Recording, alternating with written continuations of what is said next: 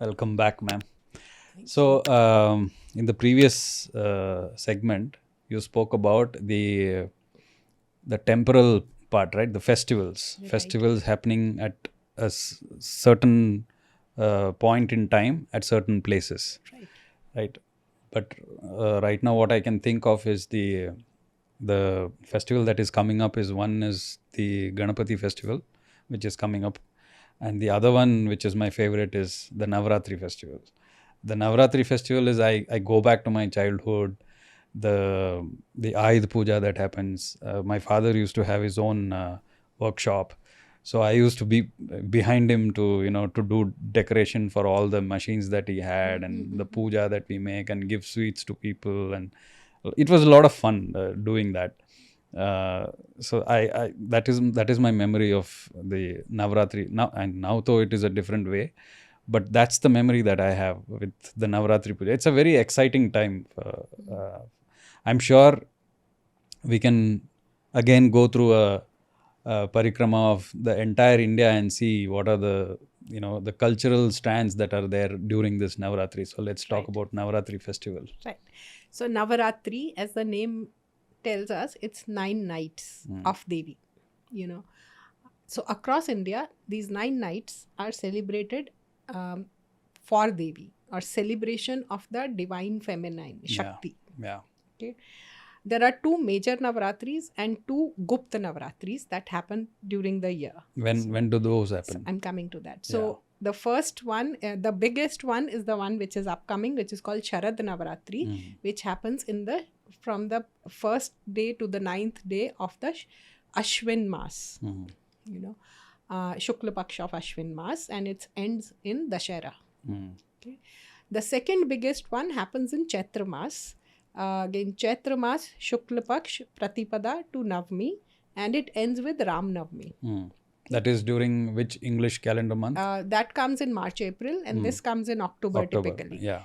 And then in between, we have one on Ashad, which comes during July, June, July. Ashad, same first to ninth day of Ashad, which is a Gupta Navratri, and then in Magh, which will come December and January beginning, which is Gupta Navratri. Mm. So the names itself tell you how are they different. Uh, Gupta Navratri is for the Shakti sadhakas when they do their own sadhana. There is no public community event that happens. While during Chaitra and Sharad. Sharad Navratri, it's a community festival. You do your sadhana as well, but you have a lot of community element. Yeah. So you in the South India, you have the Golu displays where you visit each other's home. You honor the Suvasinis Yeah. as the divine feminine. So the mother goddess is of course invoked in a pot everywhere, uh, or in the form of some yantra or a murti, uh, typically made temporarily, which will be dismantled after 8-9 days. But it's the living goddesses also who are honored. Mm. So in South India, mostly it's Suvasinis, the married women, Sumangalis. Mm. You go up north a little bit. In Gujarat, you have the Garba. Okay. And all these festivities happen at night or evening, late evening. Mm. So Garba is actually, Garbha is the pot Mm. which is kept with a diya in it, which is kept, and around which the Garbha is done.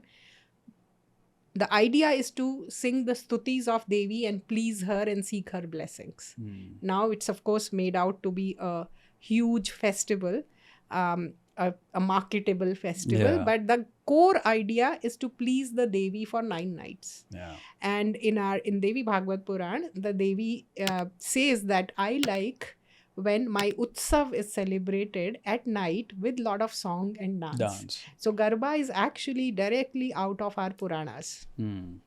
where the song is sung. You dress up nicely, you wear all your fineries, and then do the energetic dance through the night. You go to Rajasthan, it is celebrated there. The Chaitra Navaratri is celebrated more, where it's called Gangor. Okay. So Gangor means Gan is Shivji's Gan, and Gaur is Gauri. Gauri. Okay. Okay. So there it's very similar to, the idea is very similar to how it is done in Bengal, that it's the homecoming of the daughter, of the married daughter. So she comes home, Okay. and then Shivji comes to take her back. Ah. Okay. And then they come, and then they make dolls of Shivji and Gauri, Shiva and Gaura as they call them. And there is a full festival called Gangaur. It's again a Okay. community festival. All the women carry the pots on their heads, the dolls on their heads, and they celebrate. Even the royals of Udaipur, they celebrate it with great pomp and show even today. Okay. So actual married women come home to their. No. Do So they do that? it's celebrated as Gaura's coming Okay, home, okay, the okay. Parvati's coming home. Okay. Yeah. Yeah. That is done in Kashmir actually. Oh, okay. When I come to Sure, Kashmir, sure. I'll come there. Sure. Okay, so they do it in Rajasthan. You move to Punjab, Haryana, which is where I come from. We have the tradition of Kanya Pooja. So all the girls below the age of 10, they are invited, they are worshipped as goddesses, they are given gifts, and you seek blessings from them. Yeah. So that's a tradition that is followed both Chaitra Navaratri, Sharad Navaratri, Ashtami and Navami. Some families follow Ashtami, some families follow Navami. That's their family tradition. But all the girls. So I have lot of memories of as a child, you know. We used to be in great demand. So everybody wanted to come and worship us. Everybody would wash our feet, you know, seek our blessings, feed us food, give us gifts, give us money.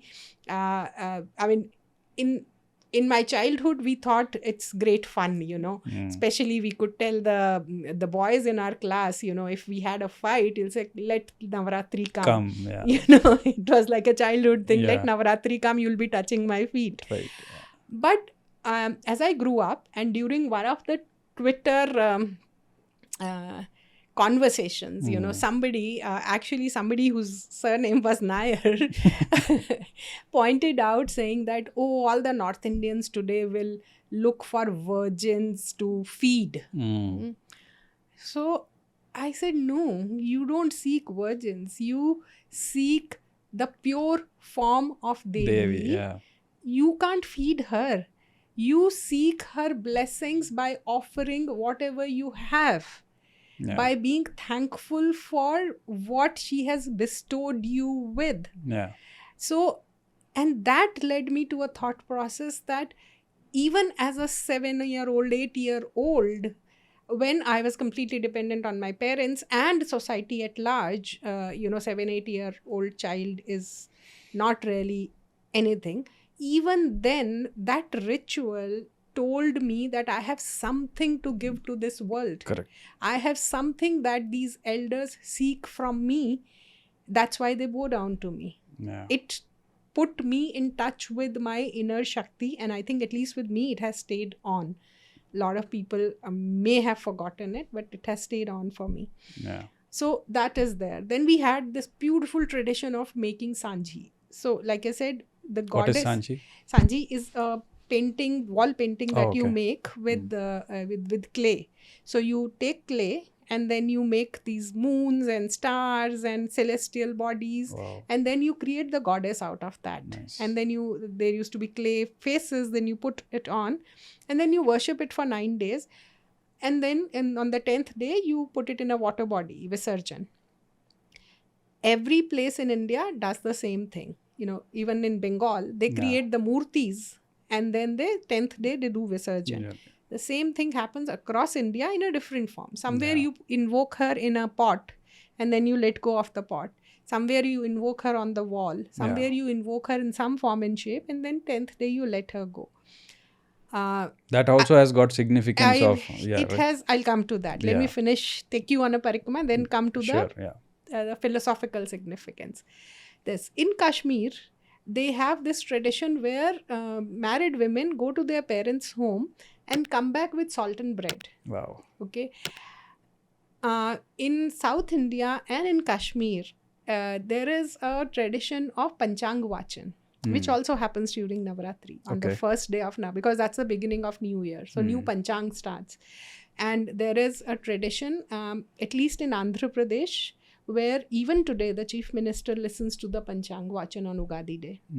So whatever the predictions are announced by the priests, the official priests. It would have been done for kings earlier. Now it is at some places. I think a lot of temples in South India still follow that reading of Panchang Vachan on Ugadi Day, which is also the first day of Chaitra Navaratri. Okay, so basically going through the calendar for the next year. Yes, because it's the beginning of a new year. New year. So whatever that they can plan their things. Yes. Nice. So they would announce things like what kind of rainfall can you expect, what kind of calamities can you expect, what are the good things, so that it can feed into your planning cycle.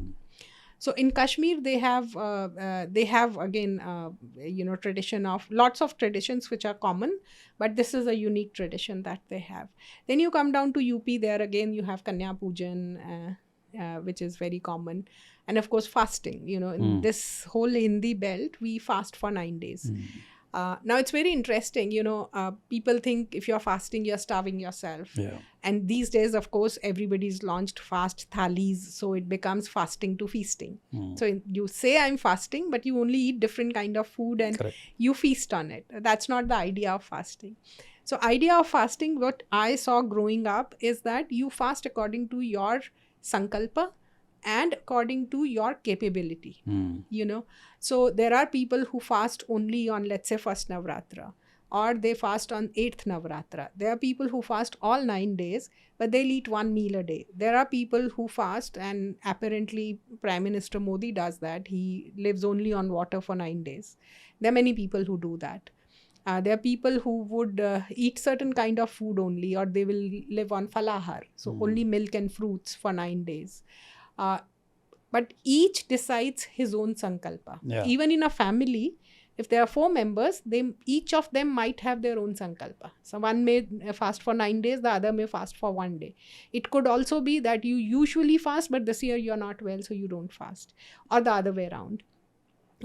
So everybody decides their own. But one thing that universally happens across North India is that everybody goes vegetarian. So I remember, I don't know if they still do it, but few years back, even places like McDonald's would go vegetarian during Navaratri because everybody went vegetarian. That's like the minimal form of fasting. So if you can't do anything else, at least be vegetarian or eat sattvic food. There are a lot of families who will not fast, but they'll let go of onion, garlic. So you come down to sattvic. So there's a different level, and you decide what you want to do and what you want to follow. It's your very, very personal sankalpa. That happens in Bengal. Of course, it's the most popular Durga Puja. Though, incidentally, these days, at least the social media celebrities like to say Durga Puja has nothing to do with Navaratri. Yeah. But then you ask them, why is it celebrated on the same Tithi? Day. Why can't you celebrate on 1st of October every year? You're celebrating on the same Tithi. You're celebrating the same deities. You are celebrating even the same forms, Lakshmi, Saraswati, Kali. Why are you doing it? Yeah. And they have no answer. And they think it's a eat, drink, we marry festival. Yeah. But the fact is that it's the homecoming of a married daughter. She comes home with her sons, Kartik and Ganesha, and then Shiva comes to take her back and she goes back. It's like the annual holiday we all have, Correct. In our childhood, in summer vacations, we would go to our mother's parental home, stay there for some time, come back with lots of gifts and lots of food and lots of celebration. It's the same process. So this is how it is mostly celebrated across India. In Nepal, it's celebrated big time. There Nepal, they do Bali. The Bali Pratha is still relevant there and not banned, thankfully. So they follow their own tradition. Again, the same, the core remains the same. In Kerala, you have the Saraswati Puja, the Vidyarambham ceremony, which happens on Navaratri. In Karnataka and I believe around Karnataka as well, you have Ayodhya Puja. So, you worship everything that gives you livelihood. Correct. Whatever. Even the non-living inanimate things also get that respect. Your equipment, So in today's age and time, you should be worshipping your mic, your cameras, your computer, your phones, all those things. So you worship everything. You basically show your gratitude towards whatever contributes to your good life. Yeah. Yeah. You know, so this is it. So now why do we create Devi? You know, we all have images of Devi in our homes. Then why do we create her, and then why do we let her go? Yeah. And the same applies to Ganpati also. Correct. So this is creating a microcosm of the universe. So you have 3 basic processes, although you can divide depending on what text are you reading. You can divide it into 5, you can divide it into 36, you can divide it into 25, but core 3 activities that happen, that are continuously happening in the cosmos at different levels of existence is sthiti, srishti, sthiti and creation, sustenance and dissolution. Okay, so something is created, it sustains for some time, and then it dissolves back into where it came from. So it's not destruction per se, but it's dissolution. Meaning it gets into another form. It goes back into the form it came from. Yeah. So for example, our bodies, we believe that we are formed of panch tattvas. You know, so Akash, Vayu, Agni, Jal, Prithvi, 5 elements we are composed of. And after we are dead, we go and merge back with these 5 elements.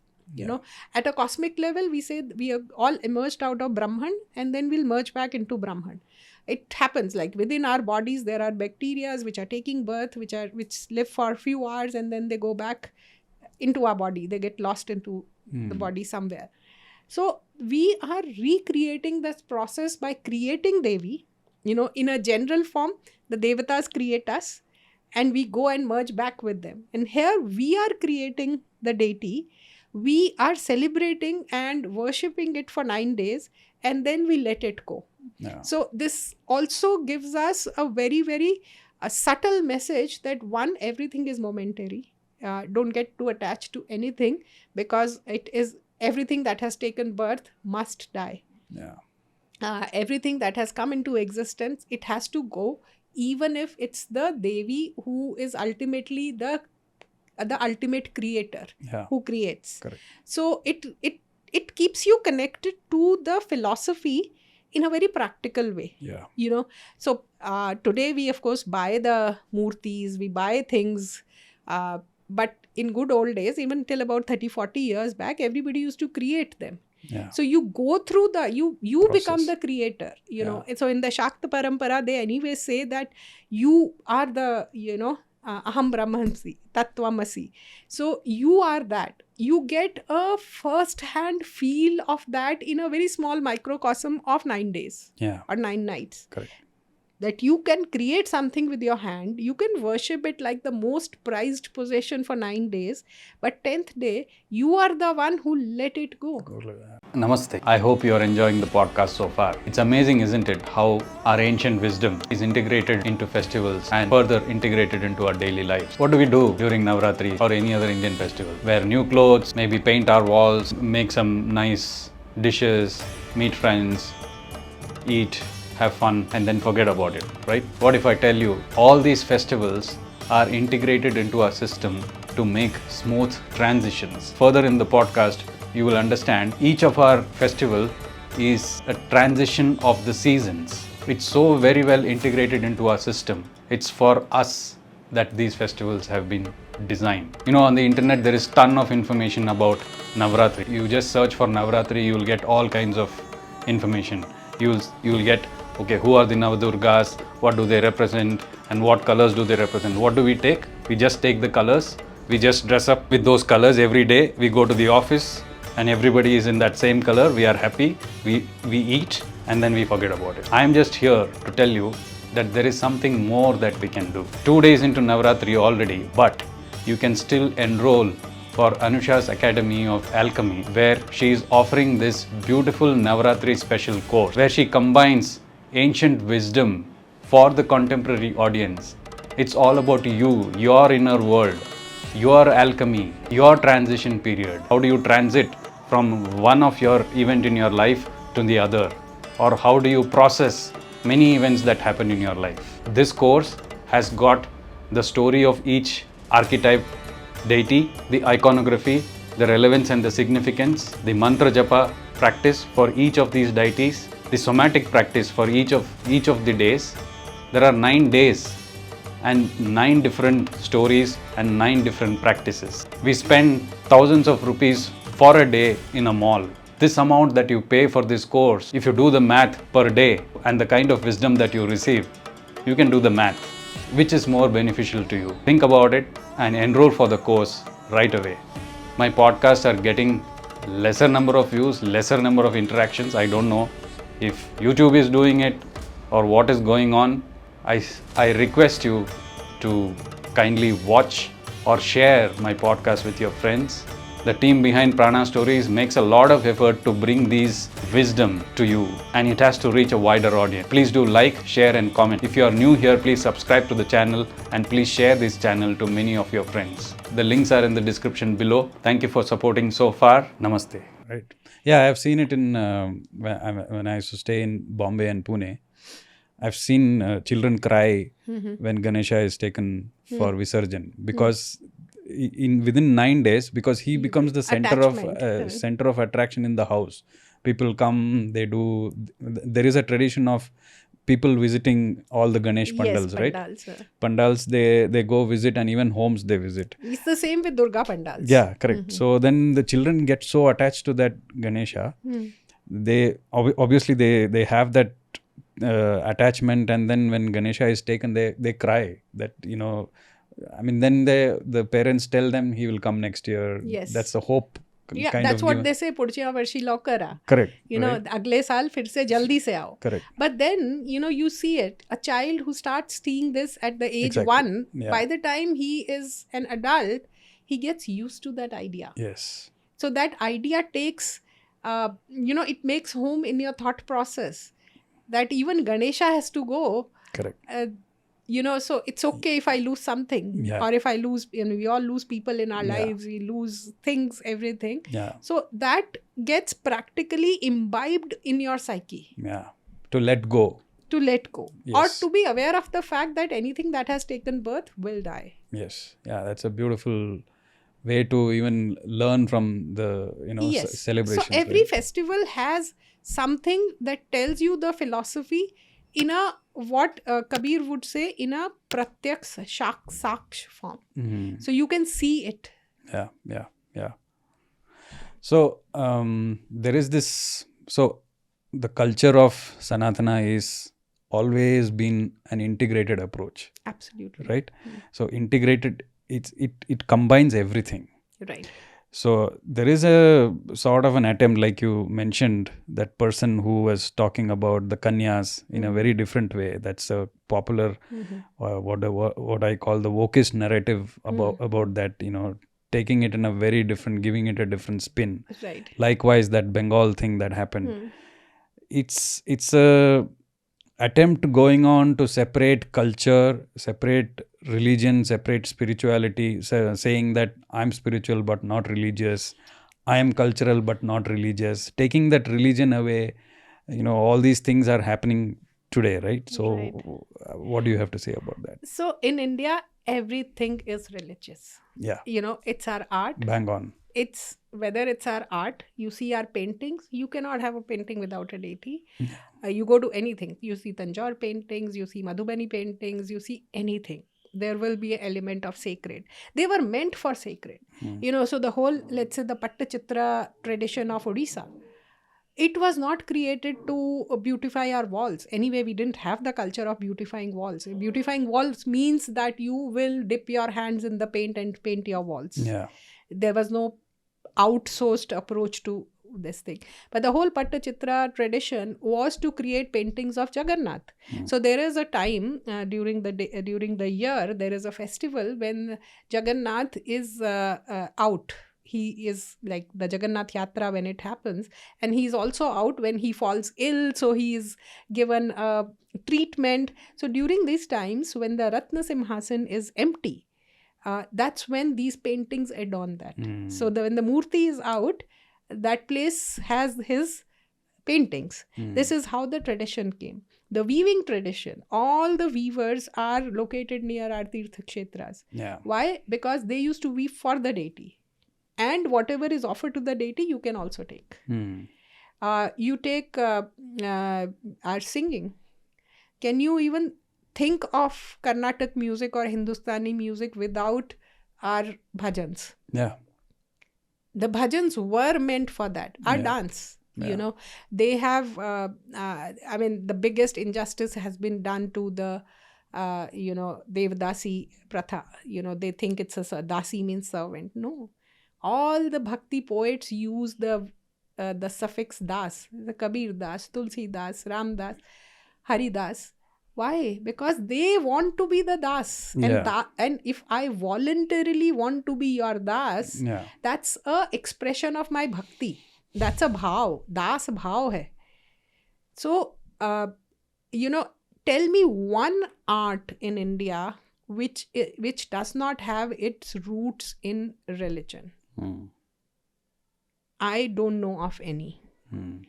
Now, you can separate them. You can have your abstract arts, but I don't know how long will it survive. I mean, it has lived its thing. I see the coming back of our traditional art forms and the sacred art back in vogue. I mean, I'm seeing that happening. Because, how long can you look at an abstract painting which looks like it's made by some 3-year-old? Yeah. Which has no meaning. Yeah, and also the difference between the Western art or the modern art and our classical arts is that our classical artists were ultimately bhaktas. Yeah. Their motivating force was bhakti, and the inner bhakti transformed into some kind of an artistic expression. Yeah. While most of the Western art comes from a very destructive thing. I am, from a pain. Yeah. While our arts, they mostly come from a space of joy. Yeah. And the joy, which is the right word would be anand. The anand that you feel when you know that I am a part of a much bigger entity than this body. Correct. That can hold. Yeah. Or the fact that this whole universe is my own expression, the anand that you feel. There's a beautiful description of anand in Taittiriya Upanishad.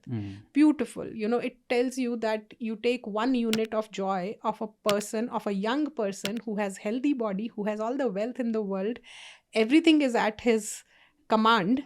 You take the joy of that one person, and then it goes on exponentially describing the joy of a sadhak, joy of a Gandharva, joy of a devata, and joy of the Brahman. And that, it's infinite. Ultimately, it's infinite. So when you tap into that anand, and that's when that anand feeds into your artistic expression, and that shows on the art. Correct. That's why most of our art has no names. Because I didn't do it. And most of the creative people you will speak to, they will, even writers, they will tell you, I didn't write it. It happened through me.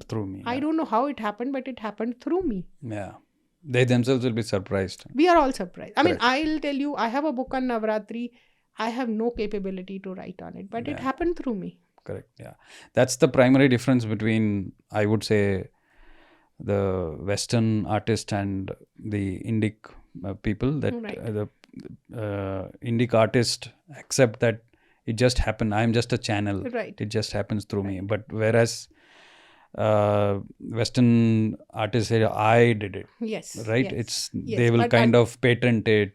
All the concept of patenting it and all these things comes from the West. That this is me. This is my authority. This is my branding. Absolutely. Like that's what comes through, right? Absolutely. In fact, I often give this example that in our scriptures are in a way nested dialogues. So it's like, so for example, right now you are asking me question and I am answering.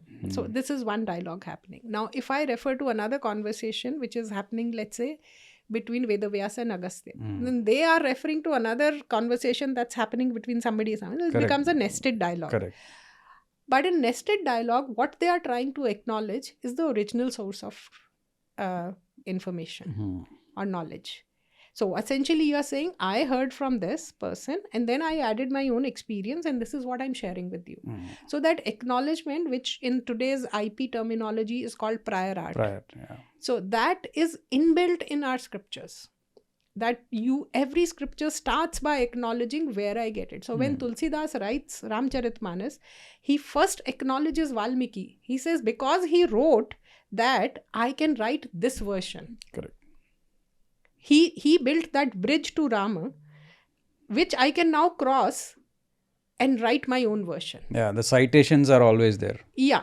Or at least the acknowledgement. At least the acknowledgement is always there, that this is what this is where I got the information from. So but that was done in gratitude, not because there was a legal angle involved. Yeah. Today we end up doing it because, tomorrow I may have a legal suit. Yeah.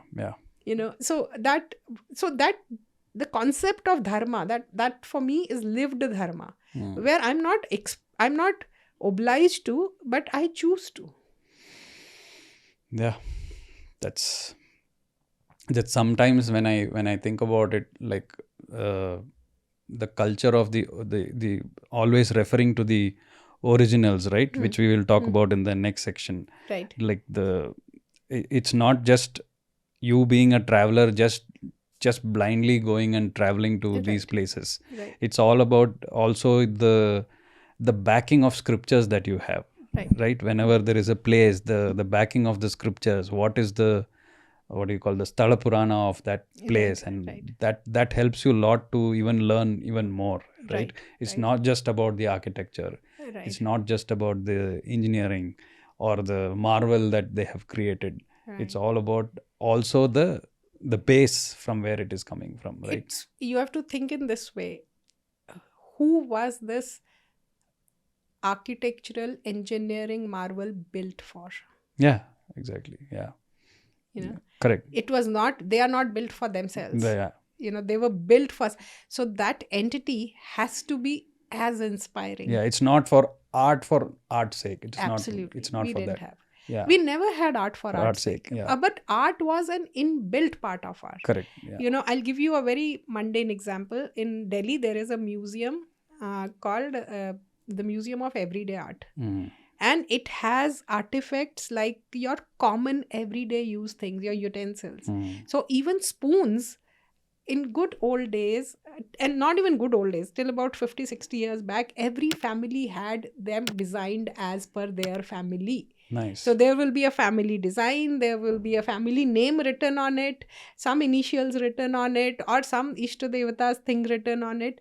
Everything had art in it. There was no concept of this mass production. Right. Okay. So yeah, I mean, since we started with talking about the Navaratri festival, and we will be releasing this during the Navaratri festival, I would, what do you want to tell the audience as a parting shot to that festival? Okay, so Navaratri is a time when our seasons are transitioning. So in the Chaitra Navaratri, winter is going, summers is coming. In the Sharad Navaratri, summers are going and winters are coming. So this is a good time to clean yourself. Like they say, tan man dhan se, you have to clean your body. That's why you fast. You have to clean your mind, your soul. That's why you do all the, mantra japas, your pujas. You have to connect with your community. That's why there is a community element built into these festivals. So make sure that you use it intelligently. These are transition times. In fact, all our festivals happen at what we call a parva time, which is a time of transition. Yeah. So, and transitions, as we know, are difficult. You're crossing over from one to another. So make it smooth. So these things, these rituals help you make them smooth. Do that and follow the tradition that your family follows. So wherever you come from, irrespective of where you live, try and follow your own tradition. So what has happened now is that especially in urban areas where we have cosmopolitan population, we tend to get lost in all possible traditions. Yeah. So I am this, but I will do this because that's available. You can do that as a student or as a curious onlooker, but remember to follow the traditions of your own family, of your own region, because that's the only way we are going to preserve them. Right. Wow. Okay. So thank you so much, ma'am. So we have spoken mostly about, I mean, we spoke about India as a unified, the strands that we spoke, and then now the festivals that are common across India. Wow, that itself is too much for, I mean, I think people who are new to this, right? I don't know. I don't know. I've been speaking about them a lot, so I don't know Yeah. how much people No, for you listen. it just comes Yeah. just like this is known kind of, Yeah. right? But for many people these are like, okay, this also happens, okay, that also happens. Right. So Right. thank you so much for sharing that Thank you. knowledge with us. Yeah. Thank you.